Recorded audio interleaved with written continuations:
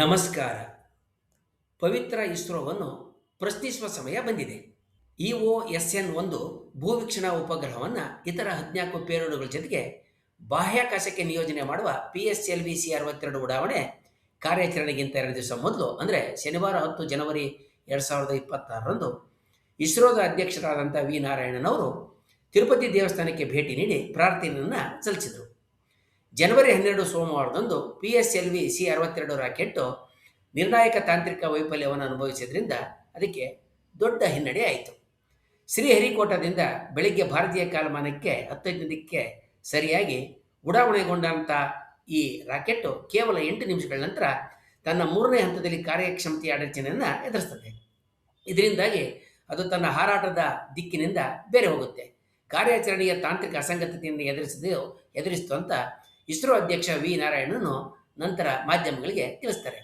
ಆರಂಭಿಕ ಹಾರಾಟದ ಹಂತಗಳು ಸರಿಯಾಗಿದ್ದು ದಹನ ಕೋಣೆಯ ಒತ್ತಡದಲ್ಲಿ ಅನಿರೀಕ್ಷಿತ ಕುಸಿತ ಉಂಟಾಗಿದ್ದರಿಂದ 3ನೇ ಹಂತದಲ್ಲಿ ಅಗತ್ಯವಾದ ಒತ್ತಡವನ್ನು ಒದಗಿಸೋದಕ್ಕೆ ವಿಫಲ ಆಯಿತು. ಆದ್ದರಿಂದ ಉದ್ದೇಶಿತ ಹಾರಾಟದ ದಿಕ್ಕಿನಿಂದ ಅದು ಹೊರಸರಿತು ಮತ್ತು ಸೋಲು ಉಂಟಾಯಿತು ಅಂತ ಅವರು ಹೇಳಿದ್ದಾರೆ. ಈ ಸಂಗತಿಯನ್ನು ನಾವು ಗಮನಿಸಿದ್ದೇವೆ ಮತ್ತು ಇದರ ಪರಿಣಾಮವಾಗಿ ಉಪಗ್ರಹಗಳನ್ನು ಕಕ್ಷೆಯಲ್ಲಿರಿಸೋದಕ್ಕೆ ಸಾಧ್ಯವಾಗಲಿಲ್ಲ ಅಂತಕ್ಕಂಥ ಹೆಚ್ಚುವರಿ ವಿವರಣೆಗಳು ಕೂಡ ಅವರು ಕೊಟ್ಟಿದ್ದಾರೆ. ಬಾಹ್ಯಾಕಾಶ ಸಂಶೋಧನೆಯ ಒಂದು ಭಾಗ ಹಿನ್ನಡೆಗಳು. ಆದರೆ ನೀವು ಎಷ್ಟು ವೇಗವಾಗಿ ಮತ್ತು ಎಷ್ಟು ಬುದ್ಧಿವಂತಿಕೆಯಿಂದ ಚೇತರಿಸ್ಕೊಳ್ತೀರಿ ಅನ್ನೋದು ಮುಖ್ಯ ಅಂತೇಳಿ ಇಸ್ರೋದ ಮಾಜಿ ವಿಜ್ಞಾನಿ ಮತ್ತು ಸೌರಫಲಕ ತಜ್ಞರಾಗಿದ್ದ ಮನೋಜ್ ಪುರೋಹಿತ್ ಇಸ್ರೋದ ಸೋಲನ್ನು ಒಂದು ರೀತಿಯಲ್ಲಿ ಮರೆ ಮಾಡೋದಕ್ಕೆ ಪ್ರಯತ್ನ ಮಾಡಿದ್ದಾರೆ. ಈ ಸೋಲು ವಿಶ್ಲೇಷಣಾ ಸಮಿತಿಯ ಮುಂದೆ ಇದ್ದು ಈಗ ಎಲ್ಲ ಟೆಲಿಮೆಟ್ರಿ ಡೇಟಾವನ್ನು ಪರಿಶೀಲನೆ ಮಾಡಲಾಗ್ತಾ ಇದೆ ಮತ್ತು ಮೂಲ ಕಾರಣವನ್ನು ಕಂಡುಹಿಡಿಯೋದಕ್ಕೆ ಇದೇ ರೀತಿಯ ಲೋಡ್ ಪರಿಸ್ಥಿತಿಗಳಲ್ಲಿ ಫ್ಲೆಕ್ಸ್ ನಳಿಕೆಯನ್ನು ಸಹ ಪರಿಶೀಲನೆ ಮಾಡಲಾಗ್ತದೆ ಅಂತ ಅವರು ಹೇಳಿಕೆ ಕೊಟ್ಟಿದ್ದಾರೆ. ಇದೇ ದೋಷದಿಂದ 18 ಮೇ 2025ರಂದು ಉಡಾವಣೆಗೊಂಡಿದ್ದ PSLV C-61 ಕಾರ್ಯಾಚರಣೆಗೆ ಕೂಡ ಸೋಲುಂಟಾಗಿತ್ತು. ಆದ್ದರಿಂದ ಇಸ್ರೋ ತನ್ನ ಪೋಲಾರ್ ಸ್ಯಾಟಲೈಟ್ ಲಾಂಚ್ ವೆಹಿಕಲ್ ಅಂದರೆ PSLV C-61 ಭೂವೀಕ್ಷಣಾ ಉಪಗ್ರಹ 09 EOS-02 ಅದರ ಉದ್ದೇಶಿತ ಸೂರ್ಯ ಸಿಂಕ್ರೋನಸ್ ಧ್ರುವ ಕಕ್ಷೆಗೆ ಸೇರಿಸೋದ್ರಲ್ಲಿ ವಿಫಲ ಆಯಿತು. ಇಸ್ರೋ ಕಾರ್ಯಾಚರಣೆಯಲ್ಲಿ ಸೋಲು ಉಂಟಾದ ಹಿಂದೆನೇ ಹೆದರಿದಿರು ಇಸ್ರೋ, ನಿಮ್ಮ ಬೆನ್ನಿಗೆ ನಾವಿದ್ದೇವೆ. ಇಂತಹ ಮಹತ್ತರವಾದಂಥ ಕಾರ್ಯದಲ್ಲಿ ಸೋಲುಗಳುಂಟಾಗೋದು ಸಹಜ. ನಿಮಗೆ ನಮ್ಮ ನೈತಿಕ ಬೆಂಬಲ ಇದೆ ಎನ್ನುವ ಹೇಳಿಕೆಗಳು ಸಾಮಾಜಿಕ ಮಾಧ್ಯಮಗಳಲ್ಲಿ ಹರಿದಾಡ್ತಾ ಇದ್ದಾವೆ. ಇಸ್ರೋ ಸೋಲುಗಳನ್ನ ಪ್ರಶ್ನೆ ಮಾಡೋದನ್ನು, ಈ ಸಂಸ್ಥೆಗೆ ಹೊಣೆಗಾರಿಕೆ ನಿಗದಿ ಮಾಡೋದನ್ನು ದೇಶದ್ರೋಹದಂತೆ ಪರಿಗಣಿಸಬೇಕನ್ನುವ ವಾದವನ್ನು ಕೂಡ ಕೆಲವರು ಮಂಡಿಸಿದ್ದಾರೆ. ಈ ಹಿನ್ನೆಲೆಯಲ್ಲಿ ಇಸ್ರೋವನ್ನು ನಾವು ಏಕೆ ಪ್ರಶ್ನೆ ಮಾಡಬೇಕು ಅನ್ನೋದಕ್ಕೆ ಹಲವು ಕಾರಣಗಳನ್ನ ನಾನು ಮುಂದಿಡ್ತೀನಿ. ರಾಕೆಟ್ ಉಡಾವಣೆ ಒಂದು ಶುದ್ಧ ವೈಜ್ಞಾನಿಕವಾದ ಕೆಲಸ. ವೈಜ್ಞಾನಿಕ ಅಂತೇಳಿದರೆ ಭೌತಿಕ ಜಗತ್ತಿನ ಹಿಂದೆ ಯಾವುದೇ ಅಗೋಚರವಾದ ಶಕ್ತಿ ಇಲ್ಲ. ನಿಸರ್ಗದ ತತ್ವಗಳನ್ನ ತಿಳ್ಕೊಂಡು ಅವುಗಳನ್ನ ಬಳಸಿಕೊಂಡು ಯಾವುದೇ ಭೌತಿಕ ಕ್ರಿಯೆಯನ್ನು ಯಶಸ್ವಿಯಾಗಿ ಮಾಡೋದು ಸಾಧ್ಯ ಅನ್ನೋದು ಇದರ ಮೂಲ ತಿರುಳು. ಈ ವೈಜ್ಞಾನಿಕ ಸತ್ಯವನ್ನು ಮೀರಿ ಕೆಲವು ವರ್ಷಗಳಿಂದ ಇಸ್ರೋ ಮುಖ್ಯಸ್ಥರು ರಾಕೆಟ್ ಉಡಾವಣೆಗೆ ಮೊದಲು ತಿರುಪತಿ ದೇವಸ್ಥಾನಕ್ಕೆ ಭೇಟಿ ನೀಡಿ ಅಲ್ಲಿನ ಅರ್ಚಕರ ಮೂಲಕ ಪೂಜೆ ಮಾಡಿಸಿ ದೈವಾನುಗ್ರಹವನ್ನು ಕೋರತಕ್ಕಂಥದ್ದು ಸಾಮಾನ್ಯ ಸಂಗತಿಯಾಗಿ ನಮ್ಗೆ ಕಂಡು ಬರ್ತಾ ಇದೆ. ಇಸ್ರೋ ಅಧ್ಯಕ್ಷರು ಸಾರ್ವಜನಿಕ ಸಂಸ್ಥೆಯ ಮುಖ್ಯಸ್ಥರು. ಅವರು ತಿರುಪತಿಗೆ ಭೇಟಿ ನೀಡೋದು ತಮ್ಮ ವೈಯಕ್ತಿಕ ಹರಕೆಗಳನ್ನ ತಮ್ಮ ಕುಲದ ಪೂಜಾರಿಗಳ ಮೂಲಕ ತಮ್ಮ ಕುಲದೈವಕ್ಕೆ ತೀರಿಸೋದಕ್ಕಲ್ಲ. ಅವರು ದೇವಸ್ಥಾನಕ್ಕೆ ಭೇಟಿ ನೀಡಿದಾಗ ಅವರು ದೇಶದ ಪ್ರತಿಷ್ಠಿತ ಸಂಸ್ಥೆಯ ಮುಖ್ಯಸ್ಥರಂತಲೇ ಅವರಿಗೆ ಅಂತಹ ಮನ್ನಣೆ ದಕ್ಕಿರ್ತದೆ. ಈಗ ನಮ್ಮ ಮುಂದಿರ್ತಕ್ಕಂಥ ಪ್ರಶ್ನೆಗಳು 2. ಅವುಗಳಲ್ಲಿ ಈಗ PSLV C-62 ಉಡಾವಣೆಯ ಸೋಲಿಗೆ ಭೌತಿಕ ವೈಜ್ಞಾನಿಕ ಕಾರಣಗಳಿದ್ದಾವೆ ಅಥವಾ ವಿ ನಾರಾಯಣನ್ ತೋರಿಸಿದ ಭಕ್ತಿ, ಅರ್ಚಕರು ಮಾಡಿದ ಪೂಜೆಗಳಲ್ಲಿ ಕೊರತೆಗಳುಂಟಾದವು ಅನ್ನೋದು ಮೊದಲನೆಯದು. ಶೇಷಾದ್ರಿ ಶಿಖರದ ಸ್ವಾಮಿ ವೆಂಕಟೇಶ್ವರ ಇವರಿಗೆ ಕೃಪೆ ತೋರದೇ ಇದ್ದರೆ ಏನು ಕಾರಣ ಅಂತಲೂ ನಾವು ಕೇಳಬೇಕಾಗುತ್ತೆ. ಎರಡನೆಯದಾಗಿ ಮುಂದೆ ಇಂತಹ ಉಡಾವಣೆಗಳು ಯಶಸ್ವಿಯಾಗಿ ಜರುಗುವಂತೆ ಮಾಡೋದಕ್ಕೆ ಇಸ್ರೋ ಸಂಸ್ಥೆ ಈಗಿನ ಸೋಲಿಗೆ ವೈಜ್ಞಾನಿಕ ಕಾರಣಗಳನ್ನು, ವಿನ್ಯಾಸ, ನಿರ್ಮಾಣ ಮುಂತಾದವುಗಳಲ್ಲಿ ಉಂಟಾದ ತಪ್ಪುಗಳನ್ನ ಸರಿಪಡಿಸಿಕೊಳ್ಳೋದಾಗಿರುತ್ತೋ ಅಥವಾ ಮತ್ತೊಮ್ಮೆ ತಿರುಪತಿಗೆ ಹೋಗಿ ಅರ್ಚಕರಿಂದ ದೋಷ ನಿವಾರಣೆಯ ಪೂಜೆ, ಯಾಗ, ಯಜ್ಞಗಳಿಗೆ ಮೊರೆ ಹೋಗ್ತದೆಯೋ ಅನ್ನೋದು ಇನ್ನೊಂದು ಪ್ರಶ್ನೆ. ಇಸ್ರೋ ಸಂಸ್ಥೆ ತನ್ನ ತಪ್ಪುಗಳನ್ನ ತಿದ್ದುಕೊಳ್ಳೋದಕ್ಕೆ ವೈಜ್ಞಾನಿಕ ಮಾರ್ಗಕ್ಕೆ ಹೋಗಿದ್ದೇ ಆದರೆ ತಿರುಪತಿಗೆ ಹೋಗಿ ದೈವಾನುಗ್ರಹ ಬೇಡೋದ್ರಲ್ಲಿ ಅರ್ಥ ಇಲ್ಲ ಅಂತ ಆಗುತ್ತೆ. ಯಶಸ್ವಿ ಕೆಲಸಗಳು ನಡೆದಾಗ ಮಾತ್ರ ಅರ್ಚಕರು, ಪೂಜೆ, ಯಜ್ಞ, ಯಾಗಗಳು ಫಲಿತಾಂಶದ ಪಾಲನ್ನು ಪಡೆಯಲು ಬರ್ತವೆಯೇ ಅಥವಾ ಈಗ ಉಂಟಾಗಿರುವ ಸೋಲಿನಲ್ಲಿ ಅವುಗಳ ಪಾಲು ಇಲ್ಲವೇ ಅನ್ನುವ ಪ್ರಶ್ನೆಯನ್ನು ಸಾರ್ವಜನಿಕರು ಹಾಕ್ಕೊಳ್ಬೇಕಾಗುತ್ತೆ.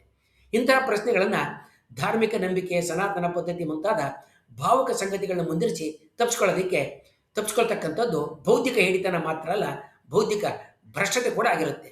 ಏನಾದರೂ ಸ್ವಲ್ಪ ಬೌದ್ಧಿಕ ಪ್ರಾಮಾಣಿಕತೆ ಉಳಿದಿದ್ದರೆ ಇಸ್ರೋ ಸಂಸ್ಥೆ ಹಾಗೆಯೇ ಅಧ್ಯಕ್ಷ ವಿ ನಾರಾಯಣನ್ ಸಾರ್ವಜನಿಕವಾಗಿ ಕುರಿತಾಗಿ ತಮ್ಮ ನಿಲುವನ್ನು ಈ ವಿಚಾರದಲ್ಲಿ ಸ್ಪಷ್ಟಪಡಿಸಬೇಕಾಗತ್ತೆ.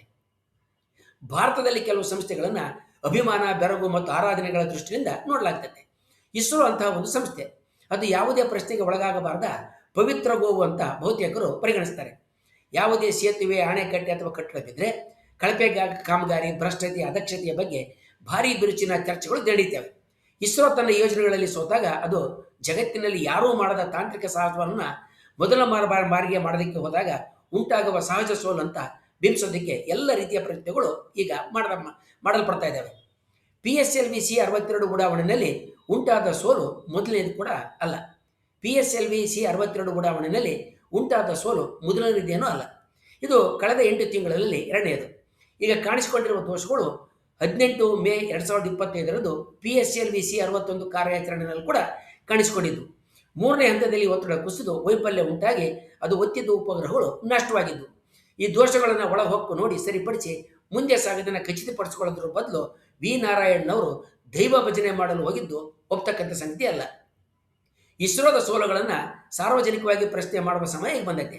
ವೈಫಲ್ಯಗಳನ್ನು ಪ್ರಶ್ನೆ ಮಾಡೋದು ಸ್ವೀಕಾರಾರ್ಹ ಮಾತ್ರ ಅಲ್ಲ, ಹೊಣೆಗಾರಿಕೆ, ಪಾರದರ್ಶಕತೆ ಮತ್ತು ನಿರಂತರ ಸುಧಾರಣೆಗೆ ಇವು ನಿರ್ಣಾಯಕ ಅಂಶಗಳಾಗಿದ್ದಾವೆ.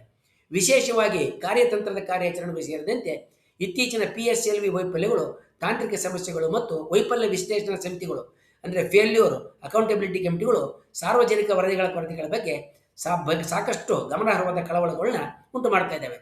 ಇಸ್ರೋ ಯಶಸ್ವಿಯಾಗಿ ಹಲವು ಯೋಜನೆಗಳನ್ನ ಪೂರ್ಣಗೊಳಿಸಿದರೂ ಕೂಡ ಮರುಕಳಿಸುತ್ತಿರುವ ಸಮಸ್ಯೆಗಳನ್ನು ಪರಿಹರಿಸೋದಕ್ಕೆ ಸಂಪೂರ್ಣ ತನಿಖೆ ಮತ್ತು ಮುಕ್ತ ಸಂವಹನ ಅತ್ಯಗತ್ಯವಾಗಿ ಬೇಕಾಗಿದೆ ಅಂತ ಈ ಘಟನೆ ನಮಗೆ ಎತ್ತಿ ತೋರಿಸ್ತಾ ಇದೆ. ಇದು ಭಾರತ ಬೆಳೀತಾ ಇರುವ ಭಾರತ ಬಯಸ್ತಾ ಇರುವಂತಹ ಬಾಹ್ಯಾಕಾಶದ ಮಹತ್ವಾಕಾಂಕ್ಷೆಗಳಿಗೆ ಅತ್ಯಗತ್ಯವಾಗಿ ಬೇಕಾಗಿದೆ. ಇಸ್ರೋವನ್ನು ಪ್ರಶ್ನಿಸುವುದು ಏಕೆ ಅಗತ್ಯ ಅನ್ನೋದಕ್ಕೆ ಹಲವು ಕಾರಣಗಳಿದ್ದಾವೆ. ಮೊದಲನೆಯದು ಹೊಣೆಗಾರಿಕೆ. ಸಾರ್ವಜನಿಕರ ತೆರಿಗೆಯಿಂದ ನಡೆಯುವ ಸಂಸ್ಥೆಯಾಗಿ ಇಸ್ರೋ ವೈಫಲ್ಯಗಳಿಗೆ, ವಿಶೇಷವಾಗಿ ರಾಷ್ಟ್ರೀಯ ಭದ್ರತೆ ಅಥವಾ ನಿರ್ಣಾಯಕ ಮೂಲಸೌಕರ್ಯದ ಉಪಗ್ರಹಗಳು ಕಳೆದೋದಾಗ ಅದಕ್ಕೆ ಹೊಣೆಗಾರನಾಗಬೇಕಾಗುತ್ತೆ. ಎರಡನೇದಾಗಿ ಪಾರದರ್ಶಕತೆ. ಸಾರ್ವಜನಿಕರು ಮತ್ತು ವೈಜ್ಞಾನಿಕ ಸಮುದಾಯ ಘಟನೆಗಳನ್ನು ಸದ್ದಿಲ್ಲದೆ ಹೂತಾಕೋದ್ರ ಬದಲು ವೈಫಲ್ಯಗಳ ಹಿಂದಿರುವ ಕಾರಣಗಳನ್ನ ತಿಳ್ಕೊಳ್ಬೇಕು. ಮೂರನೆಯದು ಕಲಿಕೆ ಮತ್ತು ಸುಧಾರಣೆ. ಪ್ರಶ್ನೆ ಮಾಡೋದ್ರಿಂದ ಮೂಲ ಕಾರಣಗಳನ್ನ ಆಳವಾಗಿ ಅಧ್ಯಯನ ಮಾಡೋದಕ್ಕೆ ಮತ್ತು ಪರಿಹಾರಗಳನ್ನ ಗಟ್ಟಿಯಾಗಿ ಪಡಿಸೋದಕ್ಕೆ. ಮೂರನೆಯದಾಗಿ ಕಲಿಕೆ ಮತ್ತು ಸುಧಾರಣೆ. ಪ್ರಶ್ನೆ ಮಾಡೋದ್ರಿಂದ ಮೂಲ ಕಾರಣಗಳನ್ನು ಆಳವಾಗಿ ಅಧ್ಯಯನ ಮಾಡೋದು ಮತ್ತು ಪರಿಹಾರಗಳು ದೃಢವಾಗಿರೋದನ್ನು ಖಚಿತಪಡಿಸ್ಕೊಳ್ಳೋಕೆ ಸಾಧ್ಯ. ಭವಿಷ್ಯದಲ್ಲಿ ಪುನರಾವರ್ತಿತ ಸೋಲುಗಳನ್ನ ತಡೆಯೋದಕ್ಕೆ ಇದರ ಒಂದು ನೆರವಾಗುತ್ತೆ. ನಾಲ್ಕನೆಯದಾಗಿ ನಂಬಿಕೆ. ಮುಕ್ತತೆ ಯಾವಾಗಲೂ ನಂಬಿಕೆಯನ್ನು, ವಿಶ್ವಾಸವನ್ನು ಬೆಳೆಸ್ತದೆ, ಆದರೆ ರಹಸ್ಯ ಅದನ್ನು ನಾಶಪಡಿಸುತ್ತೆ. ವಿಶೇಷವಾಗಿ ಬಾಹ್ಯಾಕಾಶ ಯಾತ್ರೆಗಳ ಹೆಚ್ಚಿನ ಜವಾಬ್ದಾರಿಯನ್ನು ನೀಡಿದಾಗ ಇಸ್ರೋ ಹೆಚ್ಚು ನಂಬಿಕೆಯನ್ನು ಜನರಲ್ಲಿ, ಸಾರ್ವಜನಿಕರಲ್ಲಿ ಉಂಟು ಮಾಡಬೇಕಾಗುತ್ತೆ, ಹೆಚ್ಚು ಪಾರದರ್ಶಕ ಆಗಿ ಇರಬೇಕಾಗುತ್ತೆ.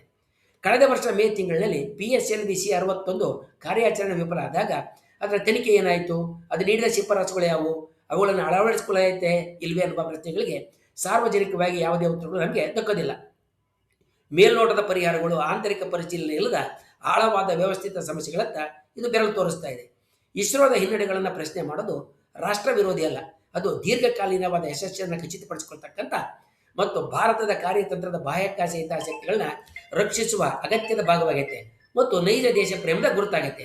ಸಾರ್ವಜನಿಕರ ತೆರಿಗೆಯಿಂದ ನಡೆಯುವ ಎಲ್ಲ ಸಂಸ್ಥೆಗಳಂತೆ ಇಸ್ರೋ ಕೂಡ ಸಾರ್ವಜನಿಕರಿಗೆ ತನ್ನ ಹೊಣೆಗಾರಿಕೆಯನ್ನು ತೋರಿಸಬೇಕಾಗೈತೆ.